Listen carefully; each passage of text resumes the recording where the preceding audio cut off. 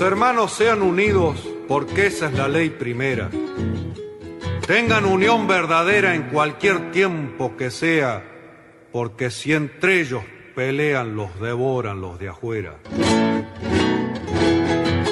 90 buques mercantes, 20 de guerra, 20 de guerra.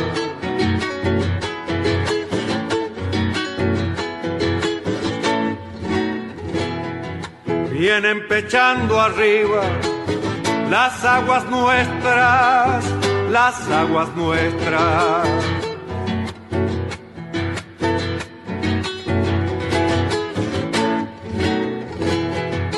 Veinte de guerra vienen con sus banderas, con sus banderas.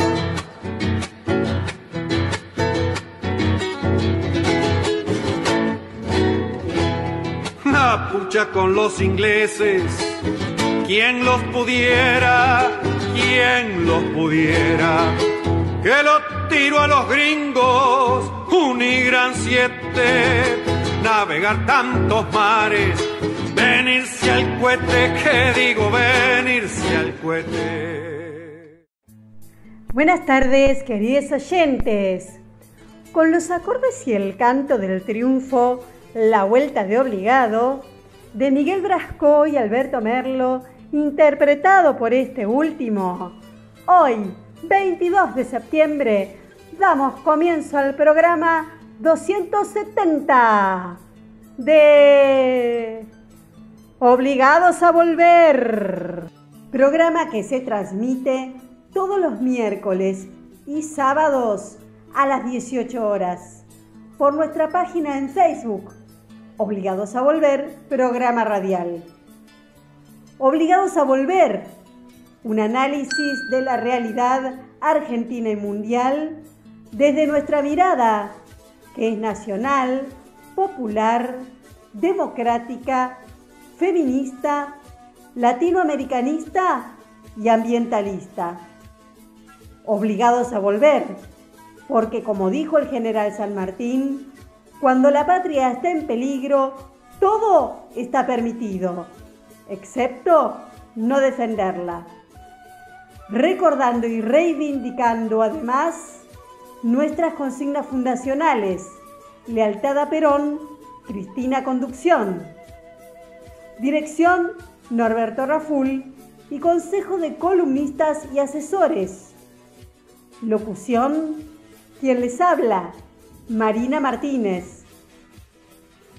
En la operación técnica, Nicolás Rearte. A continuación, Norberto nos comentará, como suele hacerlo, el temario de nuestro programa de hoy. Buenas tardes, Norberto. Buenas tardes, Marina. Buenas tardes a todos, todas y todes, los oyentes de Obligados a Volver. Programa número 270, que corresponde al miércoles 22 de septiembre, con este temario. En el primer bloque arrancamos con las efemérides históricas que prepara Edgardo Margiota, que siguen las operetas del Grupo Comuna de la Argentina, y luego viene la columna de Política Nacional de Carlos Olubica. Cerramos el bloque con un tema musical de RS Positivo. Tras un breve paréntesis donde enfocamos nuestros otros medios de comunicación, entramos al segundo bloque con la presencia de nuestro columnista invitado, Fernando Isas, y su columna de Medio Oriente con las voces de la diáspora palestina.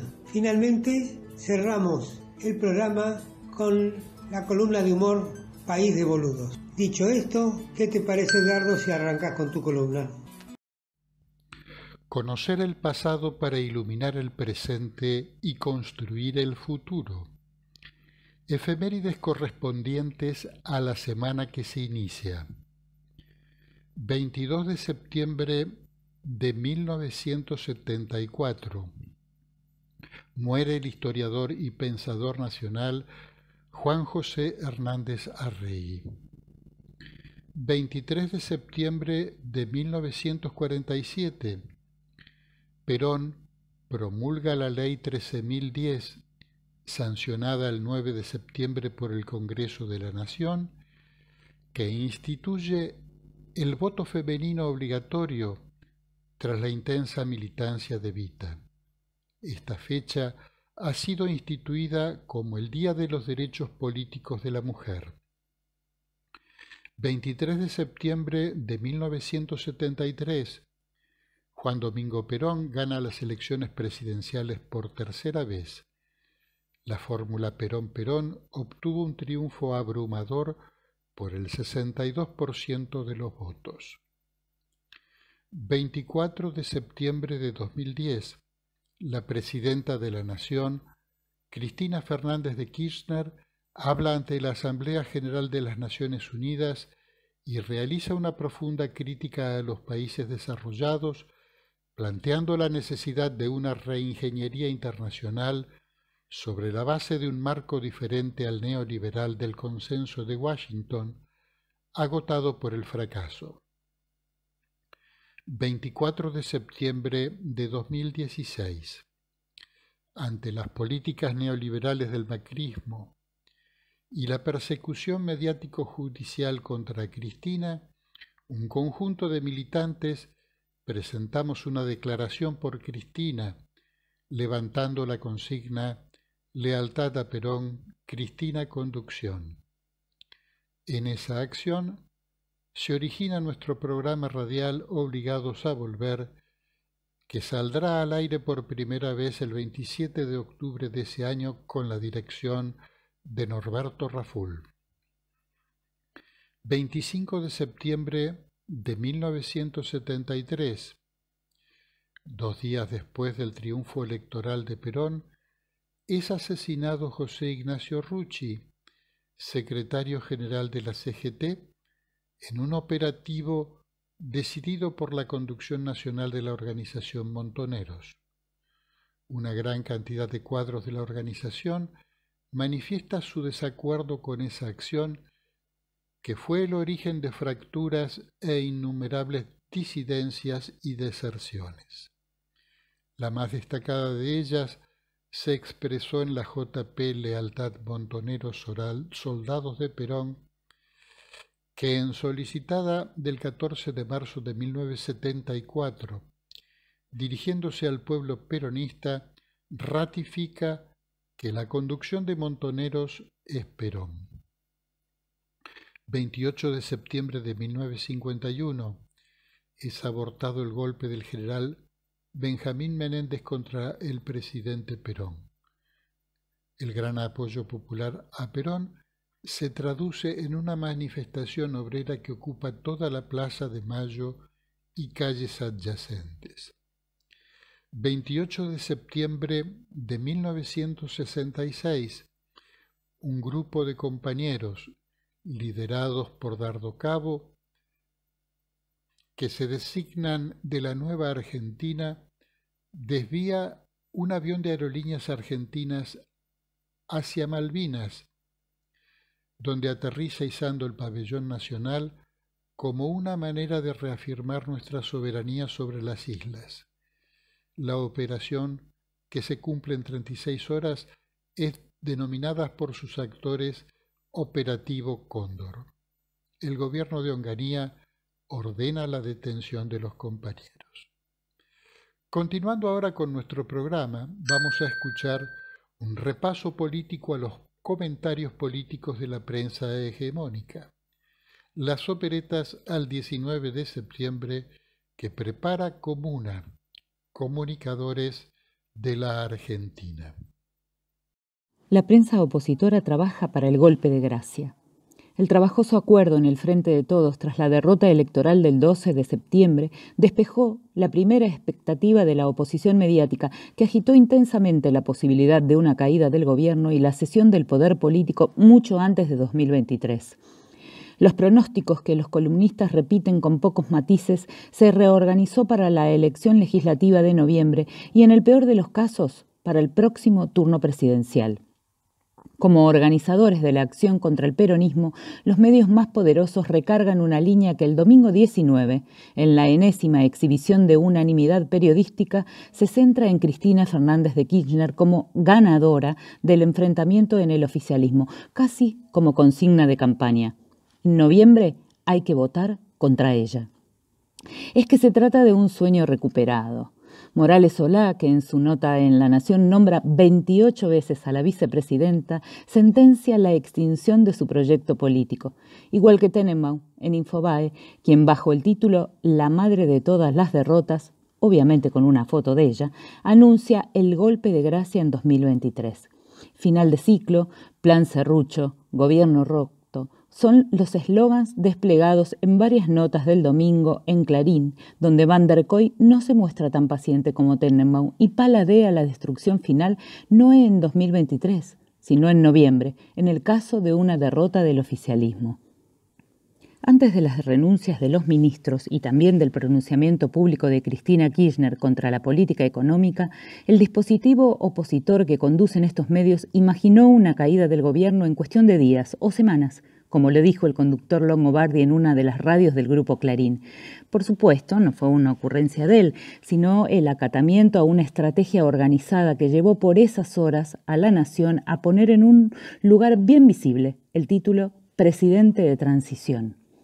Los tanques mediáticos ya habían jugado groseramente con el pasado reciente de interrupción de los mandatos constitucionales, que es lo que hacen desde siempre, mediante el despliegue de imágenes del presidente y el helicóptero que lo traslada.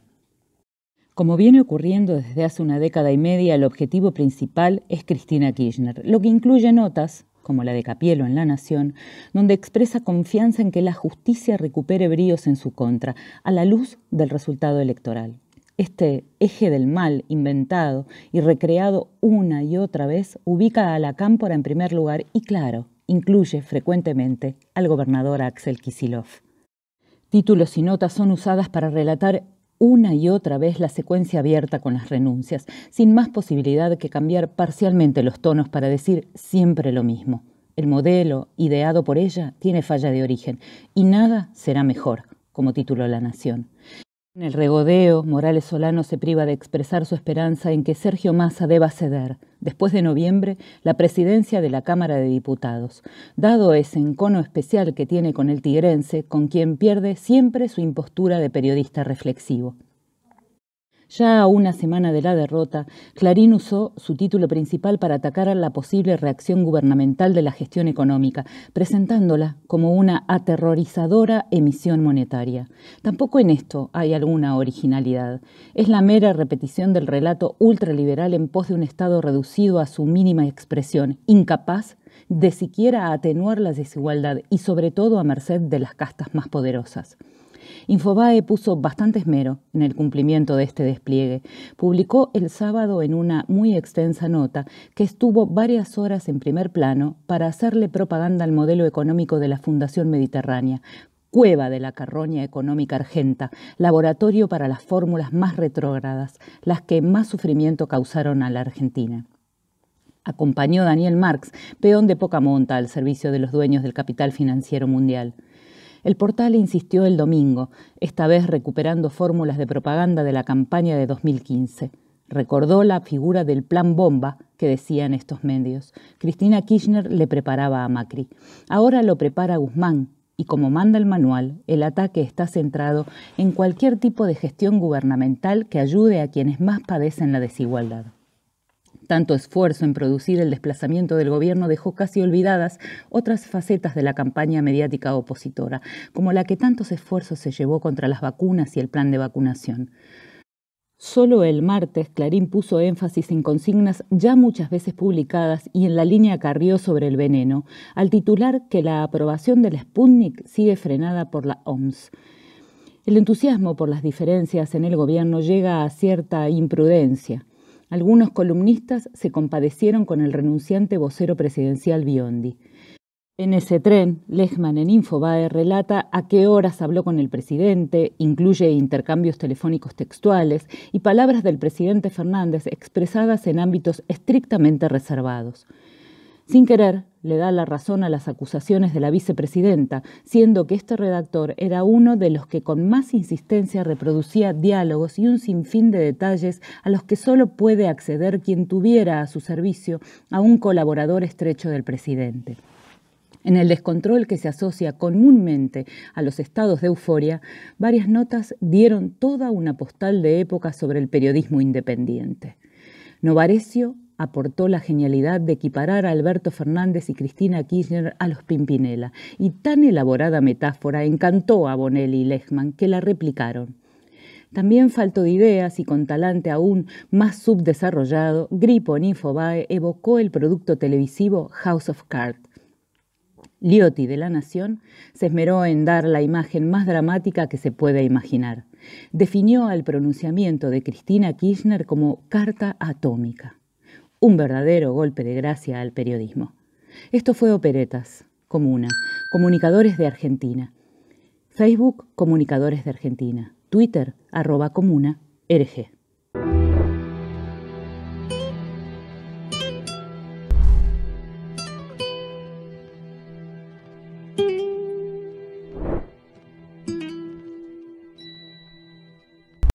Hola, soy Carlos Solubica y voy a hablar de la política nacional. En el momento de realizar esta grabación es el lunes 20 de septiembre a las 18 horas. Una vez más, Cristina, esta vez con una carta que hizo pública, sacudió el tablero político y logró que se reordenaran las piezas después del resultado de las PASO del 12 de septiembre. Mucho se discutió en los últimos días sobre la conveniencia o la inconveniencia de exponer hacia afuera las discrepancias dentro del Frente de Todos. Una primera consideración respecto de esto último, que es cualitativa. Mientras Mauricio Macri, el día de su derrota en las primarias de 2019, se enojó con los votantes y castigó a todo el pueblo argentino con una devaluación, nuestros dirigentes eligieron discutir y pelearse entre ellos. Que no haya sido a puertas cerradas tiene su explicación en la propia carta de Cristina, donde cuenta que en el último año se reunió 19 veces con el presidente en la Quinta de Olivos, la mayoría de las veces por iniciativa de ella, y que después del resultado electoral muy adverso, esperó 48 horas a que Alberto la llamara para analizar lo ocurrido y cómo encarar la siguiente etapa de la campaña. Como la llamada no se produjo, consideró oportuno tomar la iniciativa. Por otra parte, también relata en la misiva que desde fines del año pasado venía señalando la necesidad de producir cambios en el gabinete. Recordemos el discurso del 18 de diciembre en la referencia a los funcionarios que no funcionan, y modificar aspectos de la política económica. No lo dije una vez, esto es textual, me cansé de decirlo, y no solo al presidente de la Nación. La respuesta siempre fue que no era así, que estaba equivocada y que, de acuerdo a las encuestas, íbamos a ganar muy bien las elecciones. Y agrega que le resultó chocante que después del domingo 12 parecía que todo seguiría igual, como si no hubiera pasado nada. En otras palabras, la vicepresidenta consideró inconducente el camino de los debates intramuros y decidió poner las cartas sobre la mesa a la vista de todas y todos. Y pareciera que resultó acertada la decisión, al menos en lo referente a las modificaciones en el elenco ministerial y un dato no menor en el casillero del vocero presidencial, el único cuestionado con nombre y apellido por Cristina. Falta ver cuánto se avanza en los próximos días en el relanzamiento de la gestión de gobierno con nuevas medidas de carácter económico y social. Respecto de los cambios de ministros, observamos que fueron reemplazados funcionarias y funcionarios de escasa experiencia y trayectoria en las áreas que tenían a su cargo por dirigentes de gran talla política y pergaminos suficientes en los temas que les tocará gestionar. Un párrafo aparte para el nuevo jefe de gabinete, el gobernador de Tucumán, Juan Mansur, que fue el único nombre que Cristina hizo público en su carta que propuso en las conversaciones con Alberto Fernández.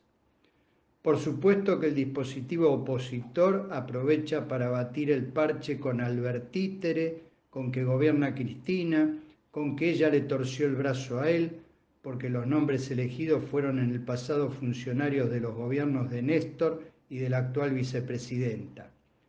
Pero lo cierto es que todos, y remarco el masculino porque quedó un flanco abierto con la reducción de la cantidad de mujeres en el gabinete, tienen largo recorrido en el peronismo anterior al surgimiento del kirchnerismo.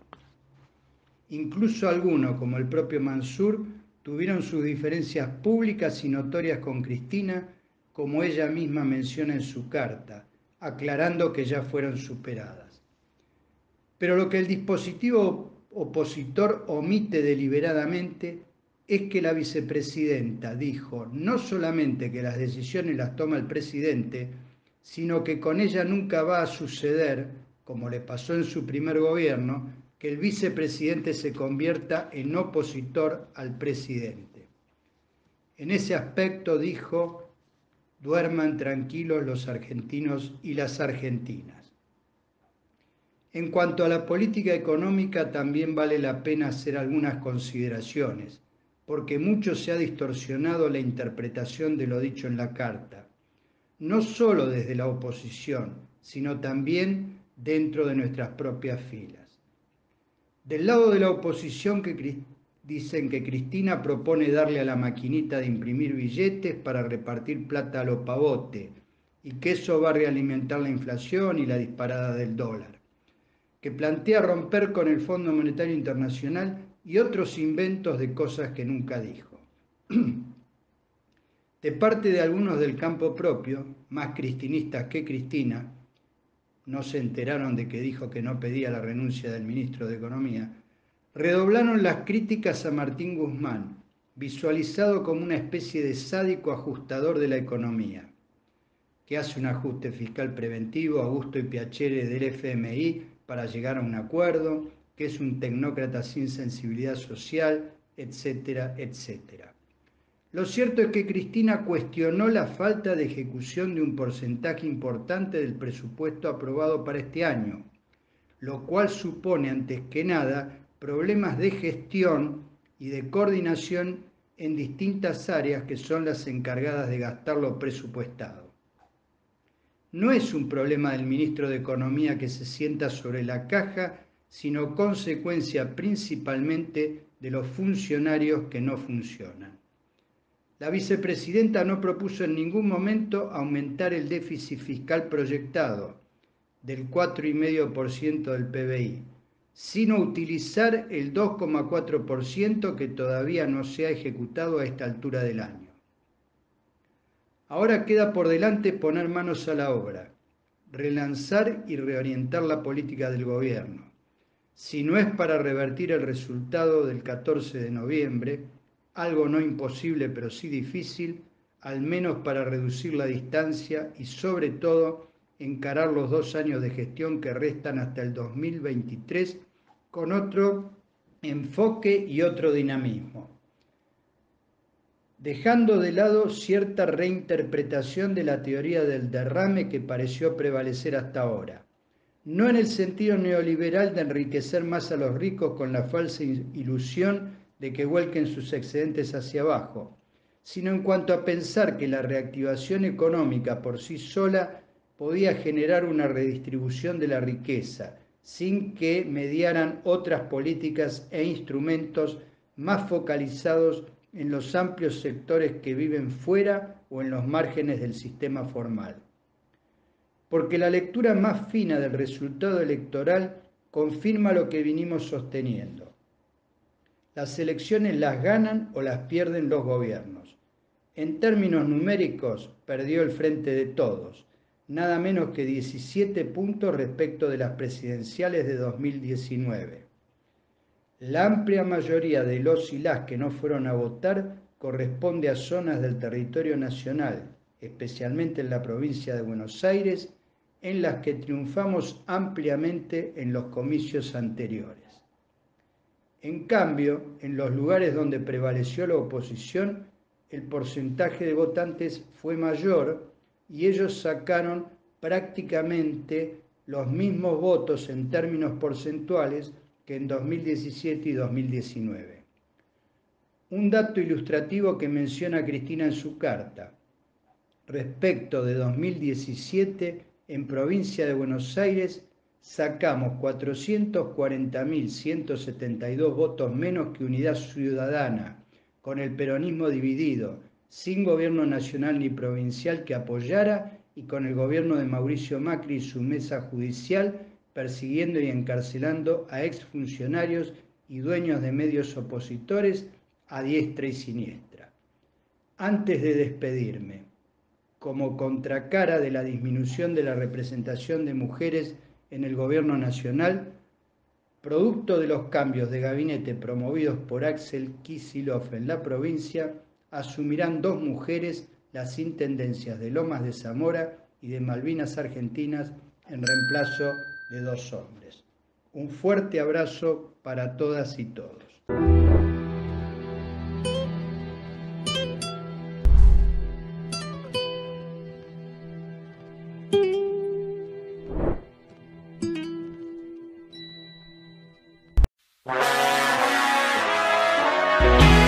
Puse rumbo al horizonte, como la canción del nano, pero ya no hay horizonte, porque lo han privatizado. RS positivo.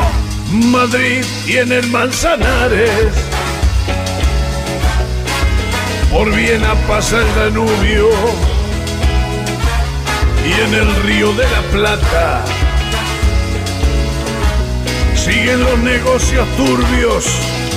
A nuestra costa la están vendiendo, a costa nuestra se están enriqueciendo. A nuestras costas la están vendiendo, a costa nuestra se están enriqueciendo.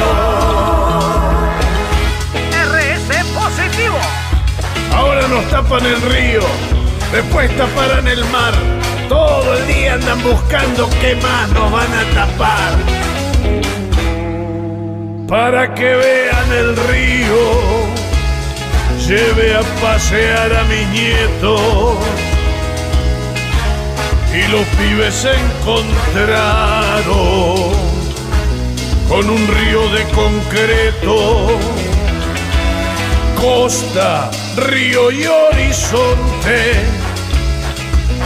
cuidarlos es necesario de los funcionarios viles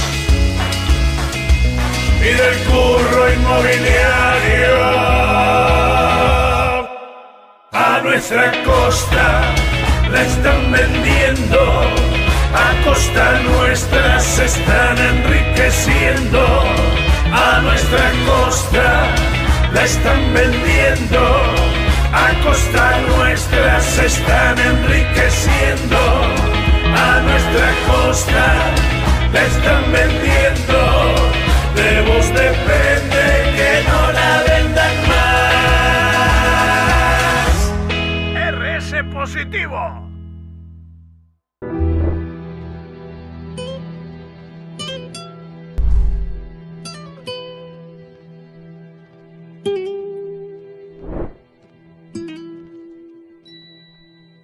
Obligados a Volver se solidariza con Milagros Sala, injustamente detenida desde enero de 2016, y con todos los demás detenidos y perseguidos por el régimen macrista y sus cómplices del sistema judicial, por la pronta liberación de las presas políticas. A 6 meses de la desaparición de Tehuel, el joven trans de 22 años, que salió el 11 de marzo de 2021 a buscar trabajo, nos seguimos preguntando, ¿dónde está Tehuel? Antes de continuar con Obligados a Volver, les invitamos a conocer todos nuestros medios de comunicación. Nuestras páginas en Facebook, Obligados a Volver Programa Radial, en la que además de transmitirse las emisiones de nuestros programas, se publican las noticias de política nacional. Y la lealtad política y cultura, en la que podrán ver las publicaciones de arte, cultura, noticias de la patria grande y del panorama internacional en general. El grupo de Obligados a Volver, dispuesto para el intercambio de información y debate entre nuestros oyentes. También el rotativo de Obligados a Volver, un servicio cotidiano de noticias, arte, música y buen humor, al que se accede adhiriendo a un grupo de WhatsApp. Les recordamos suscribirse a nuestro canal de YouTube Obligados a Volver, donde pueden consultar los programas ya emitidos y material audiovisual en varias listas de reproducción. Y seguimos sumando espacios para compartir con ustedes. Ahora también estamos, de lunes a miércoles, a partir de las 21 horas, comentando las noticias más importantes en un nuevo espacio, llamado Comentarios Obligados. Y los jueves, también a partir de las 21, el mejor humor político de la actualidad en Humor Obligado. Los esperamos, como siempre, en nuestra página en Facebook, Obligados a Volver, programa radial.